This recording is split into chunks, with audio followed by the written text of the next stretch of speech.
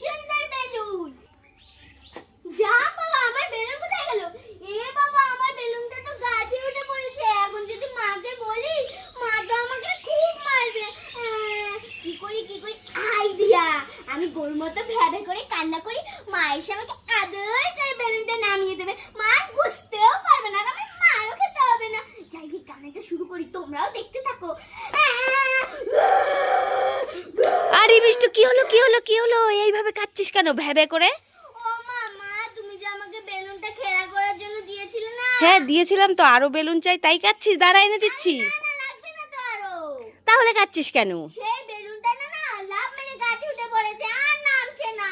ও এই ব্যাপার, হ্যাঁ তাই এইভাবে কাচ্ছিস? ঠিক আছে দাঁড়া, আমি নামিয়ে দিই। কোথায় আমাকে দেখা। আচ্ছা মা, এই যে।